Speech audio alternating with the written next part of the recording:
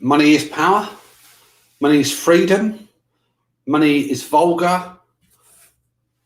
Money gives you the lifestyle that you desire. Money is a house of blessings.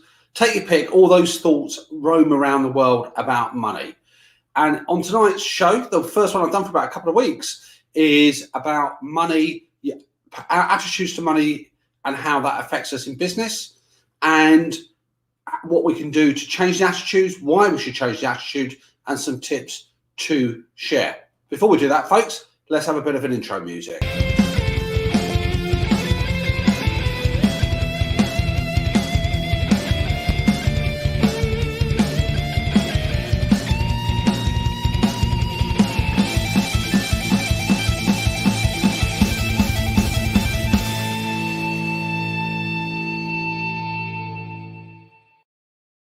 Good evening, one and all. My name is Mahmood. I'm an accountant who's been working in practice, it says running their own business for over 26 years, former life in industry, former life in teaching. I jumped ship over 26 years ago to work for myself in my own back bedroom, and 26 years later, I've moved out my back bedroom with a nice team here. And tonight's little show is all about money. Now, if you're in business, you think about money. You talk about money, you plan what you're going to do with money when you get it, what you're going to spend it on. And for me, though, the key is how often we actually look at money in our business. And again, I don't mean staring at £20 notes or wads of cash. It's about how much we connect with our numbers in business. Now, I make no objection whatsoever, here about actually talking about money, because it's a vital thing in business. We all have our different reasons for being in business, our why. We want to help people. We want to avoid a proper job. We want to give impact. We want to have a good lifestyle. We want to be more in control of our own destiny. I'm certainly repeating some of the things that I went into business for. We want to have an impact. We want to, again, help. And, we want to make money. If you don't have that, for me, in your goals, one of your primary goals here, then you're missing a trick and you're running really more of a hobby than you are a real life business. So I think we've got to reshape and connect our attitude to money and how we deal with it in our business here. And it got me to thinking about the background as to why business owners have those different views about money. And that's what I'm going to share on tonight's broadcast, as well as sharing a few tips. Let's get some banners going. If you're just coming onto the show, by the way, tripping in, if you just say hello, add a hashtag replay comment there. I'll pick up some comments as we go through. If there's anything you want to share, I'll be interested to know what your own attitude to money is. I'm also going to talk about money and a giveaway. So there's a £50 on offer, nice little bribe that I'm going to talk to you about in a few moments. Let me just see if we can get this tracker going. Borrow money here. There we go, bang. So by the power of magic, there we go. So again, if you're coming up on replay, if you've got some comments to share, if you want to add something, I'll be interested to know what your own viewpoints are about money, what you think they're derived from, how it affects you in your business. And this is part of a longer conversation, one that I started a long time ago, but I just thought it was a really pertinent theme to pick up. Now, in terms of attitudes to money, my own take on it is it comes from a variety of factors. Obviously, upbringing is part of that. Whether your family and friends, how they interact with it as you're growing up, what their own attitudes are. So if it's a topic that's talked about, a topic that's largely ignored, or your life circumstances, you didn't come from a great deal, or you came from an affluent family, what was money in that context here? And we carry those thoughts, I think, with us into adulthood. And we go into the world of business here, and money represents a number of things to us. And money mindset, as some people like to call that, shapes our attitudes, how we deal with the money, how we connect with it, what we think it is, what it represents, whether it's a power play, whether it's something that shouldn't really be discussed in grown-up conversation.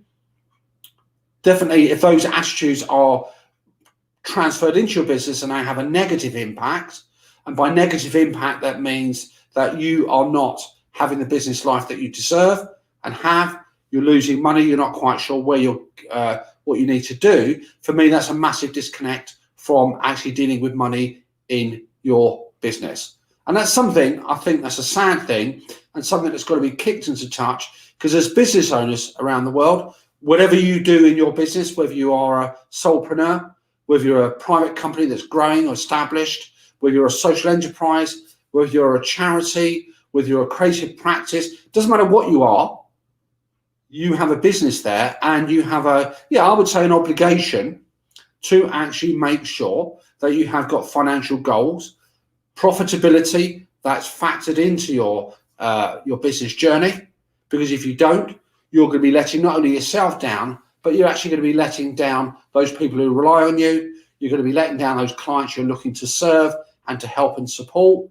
So again, I don't make any apologies for saying that money is really an important big deal in running your business here. Now, obviously, how you make it, what you do with it, how you share it, the ethics and the integrity, that's certainly, a key part of that. So nobody's saying that you should be a rapacious business owner, but you can't divorce yourself from that topic of money in your business. It's that necessary factor, that necessary evil. Now, we know that the reasons for people's attitudes are quite complex. They're shaped by, again, your own life circumstances. They're shaped by your own background.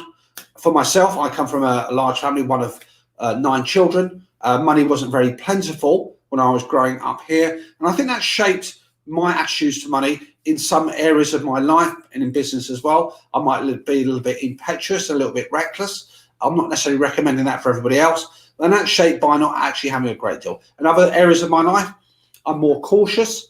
And there are habits that I adopt in my own business practice, which have been shaped by my own background, my own experiences, and also in the early days of my own business, when I was starting up, going from that back bedroom migration to a much larger business here, dealing with having lots of part-time jobs, dealing with a situation where I had a very low client base, but commitments, dealing with the issue of making mistakes in my early business career, and occasionally still make those faux pas and mistakes, and realizing in order to keep the wheels of business going, in order to keep moving forward, it was critical that I had money in the bank, access to cash. And for me, it was really critical at an early stage in my business life to actually get to the idea of budgeting, managing to do and make the money that you had work. And if I thought I was going to get to an end point, it was critical that I knew that I could actually rely on access to money and funds and all the rest of it.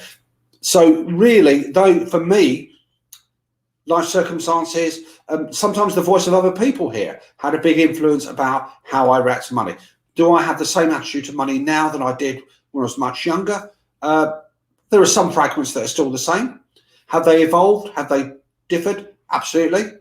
Has my attitude to money altered over time? It's gone a bit of a roller coaster, how I see that. But ultimately, what I've strived to do is always to make sure that I have a connection to what's going on in my business, to understand what's going on, and to actually try and use that to leverage what I actually want to do to achieve my own why.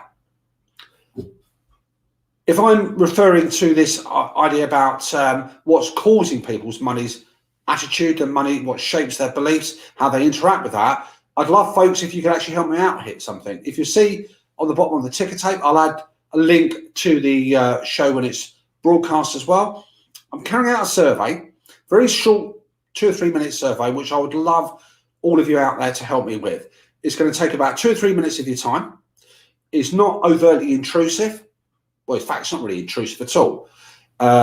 Very quick to answer. None of the data is going to be shared with third parties. I won't spam you. I won't put my shiny sell suit on and try harass you. But I'm interested in your answers. As an incentive, inducement, or a bribe, there's a £50 Amazon voucher on there and I'll draw out the lucky winner at the end of the month, announcing that in the first week of June. So again, I'd love it, obviously, if you could take part, and I think there's going to be some great results here. I've had some respondents coming back already, and it's really quite interesting, the answers that are given there.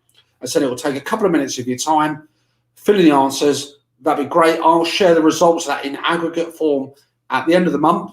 And I think that's going to be really quite useful. So I'm just doing research because I think if we understand what shapes our beliefs, if we understand what reinforces our approach to things in life, especially our attitudes to money, which is my real focus here, I think if we find there are areas of our business life that we wish to improve, if we wish to improve our relationship with money, what it represents, if we use our knowledge and relationship with money to improve our relationship with our numbers in our business, which I think is an absolutely, must do, then it's going to be good. And you can't really come up with solutions, I think, or ways of working until you've identified, what might be going on with yourself and actually putting that right as well. And don't get me wrong, by the way, I'm not saying that the whole world is dysfunctional, but I think certainly what I've seen over 26 plus years working for myself and many years working in industry as well, is that people in business have a very erratic relationship with money and have a very erratic relationship with their numbers there as well. And that's to the detriment of their own business, their own well-being. And for me, once you've got that command, not necessarily being an expert, once you've got that awareness, that connection, it's amazing how life-affirming it can be, how very cathartic it can be, how much it's released stress and anxiety. And for those people who know me, by the way, I don't have a tendency to talk lots of fluff. I tend to be probably more straight talking. So for me to actually talk in these terms about life-affirming, well-being, really, I believe very strongly that having a good, positive relationship with money does that in spades. So having talked about the reasons why we have those attitudes, let's think about what is it we can do to actually change those attitudes and also reinforce why it's so important. Now, fundamentally, if we look at the more practical, we know that if your business does not make sufficient levels of profit, notice I'm not saying if it makes sales, profit to me, and if it does not have cash flowing through the business, it's not going to survive. And if we think about why we go into business to fulfill our why, the why that we talked about is helping others, to be more in control of our own destiny, to actually have more flexibility of our life choices, to actually have the ability that we are accountable for our own decisions, that we're the ones who make those decisions, we get to benefit from them as well as suffer the consequences, but we love that freedom and that power. We love that authority. Well, I certainly do anyway. And we love being in control, and we love having more influence of the direction our lives go. And we still want to be here. We want to have a good work-life balance, and we want to make money to be, prosperity. All those whys that we have is critical that profit is made in your business and cash is generated accordingly. And for us to actually know what levers we want to press, where we can make those improvements, how we can generate more value, how we can generate more profit out of the relationship we have with our customers, that connection with our numbers really is vital. So the first thing I would probably suggest is, as a tip, is it's very easy with numbers to get bogged down in detail. We can drown in a morass, we can drown in a whole sea, an ocean of information that flows through. And for me, I would say focus on the two key numbers. The two key numbers that you should focus on in your business, financial numbers, that you should have embedded firmly at the forefront on your dashboard, is profitability and cash. Now, that profitability could be overall profitability. For me, I'm certainly going to explore these in later broadcasts, but profitability, the profit you make from the products you're selling, the profit you're making from the services you supply, the profit you're making from the transactions you undertake, what is that? And secondly, really critical, it's critical and important that you have access to and you have good positive cash flow that flows through your business. There's one truism in business, by the way, in accounts, is quite possible, and it happens, that you could operate a business without selling anything for a period of time. It's quite possible, and it happens, that you may not make any profits in the early stages of your business life. You may be doing a new pivot. You may be going to a different direction. You may be experiencing a level of growth, which means you've got to invest resources. And in the early stages of that business growth, whether it's new territory, new markets, just upscaling your business here, it may be that you don't actually generate any profitability. And it's possible that your business can still survive and prosper, if I can use that very loosely, without making those profits. but it must, and here's the one thing, it must not starve itself off, is cash. Cash is the ultimate lifeblood of any organization. So it's really key that we keep an eye on that number. So that's two key things to keep a headline on: profitability and cash. You can have other metrics if you wish, but you need to have those in. The second thing it's really vital to be able to do is to have a plan. Now, every success, however you define that level of success, whether it's to conquer the universe with what you're selling, or to carve out your own little niche, your own little space, whatever your vision, whatever your idea of success looks like, it's key and it's vital that you've got a route map, a plan that tells you how you're going to get to that end point. So as a start conversation with yourself, think down about what your aspiration is, what your dream is, what your goal is, the thing that you want to get to, whether it's in a year from now, whether it's 2 years from now or 3 years from now. That's your destination, just as much as you're going on holiday. You think that's where I want to end up. And then you've got to work backwards. And you're going to then figure out, how do I get to that end point? What's the journey? What's the route that I've got to take to get there? If you can lay that out and you've got a battle plan that's there and you've got a way to get to that end destination, you're literally halfway there to achieving that goal. Many businesses that live on a day by day, on a reactive basis, a week by week, you may still eventually get there, by the way, but you're going to have more crashes in ditches, you're going to have more backwards movement, you're going to have more reverses, you're going to have more stalling, and you're actually going to end up being unproductive, chasing your tail, and not actually having that focus. You're not going to be in the zone, you're not going to be in the lane. So have a plan. And by plan for finances, by the way, there are two plans that I would say critically that you need to produce that represent your business journey. The most important one is a cash flow plan. Clients that I've worked with that are in a situation whether they've recognized that at the very beginning of their business journey, or they're some way into their business journey, they're feeling anxious, they've got thoughts going through their head, can I afford to pay myself this? I want to take on a new member of staff. I need to actually release some capacity. I'm working too much in my business, and I need to know these questions are, can I afford to take somebody on? Can I afford to take time out of the business? Can I do all those questions, by the way, it's impossible to answer them unless you know what your financial future looks like.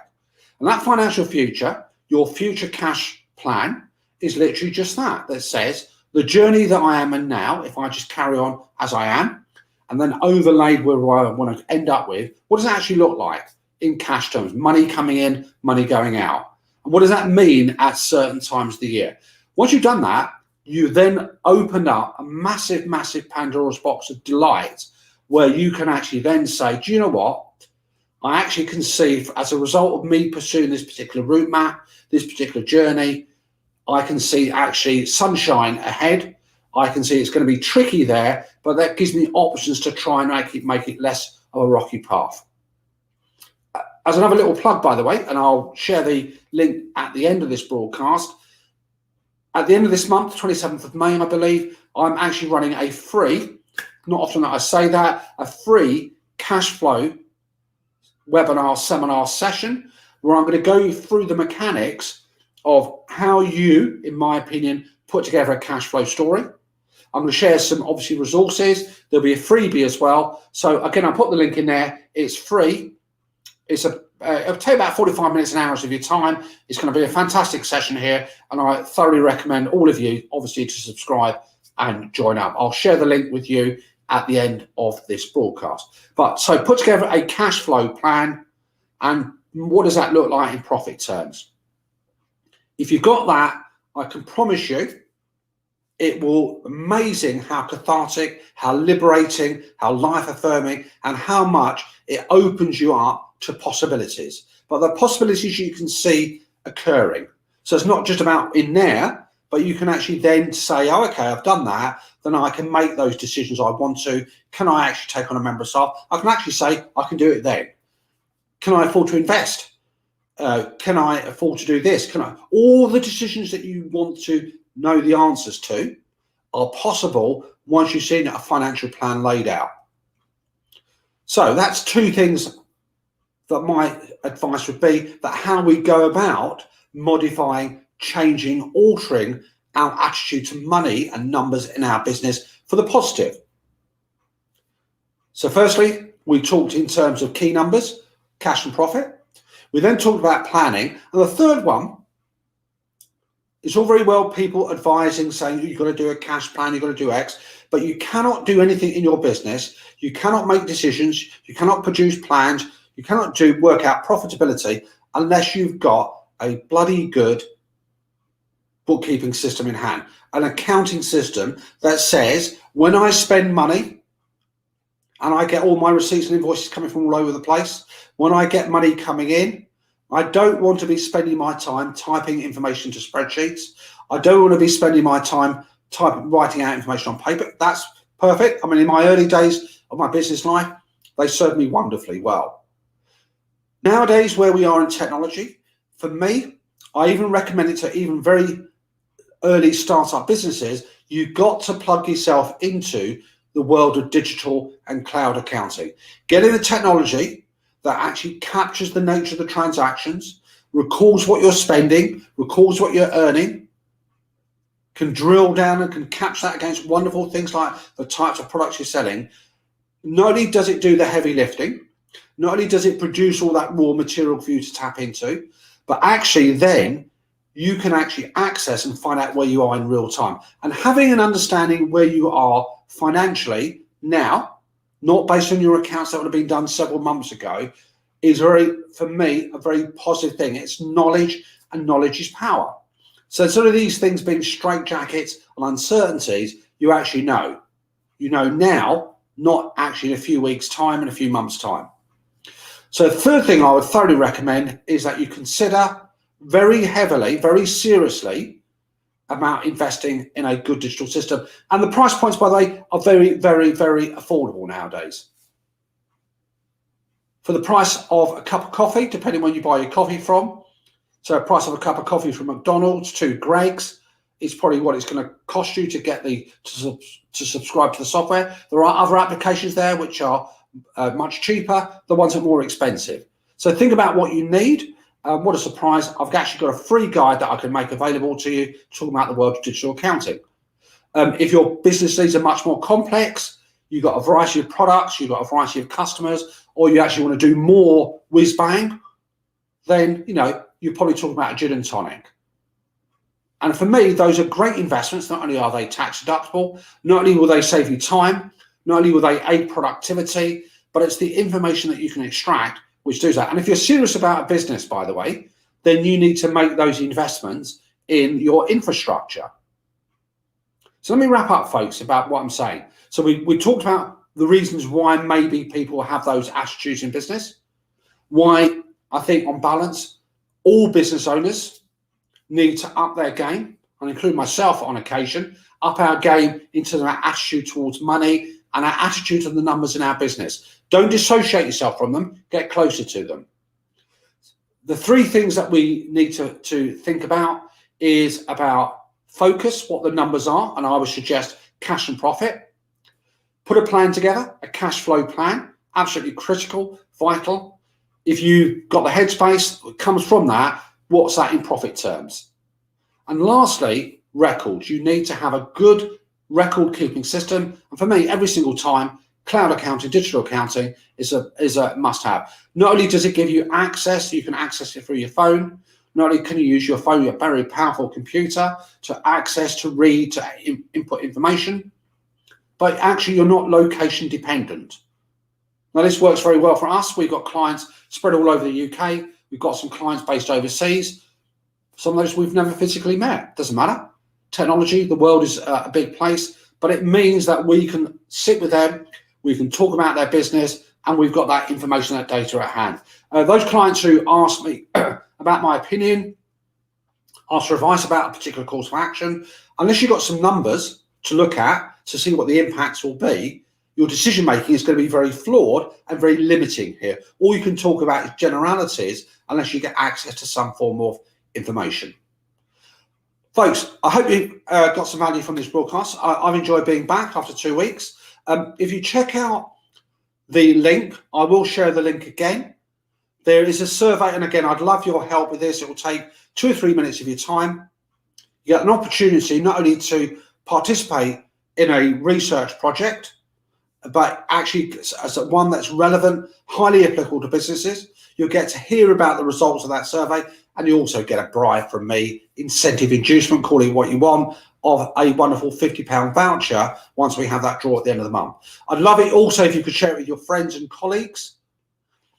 Ultimately, it's about money attitudes. If you're in business, that's who it's aimed at. So any colleagues of yours, self-employed people, doesn't matter what business you're in, by the way. You can be not-for-profit, you can be social enterprise, it doesn't matter. This is really just doing a testing the temperature and getting some good information, which I can share and deduce things from about people's attitudes in money. There is also a cash flow seminar coming up on the 27th of May, which I'll put some details in there. Apart from that, folks, have a fantastic rest of the evening. Thank you very much for your company, and I'll see you guys in the week ahead. So let's bow out with some wonderful, wunderbar.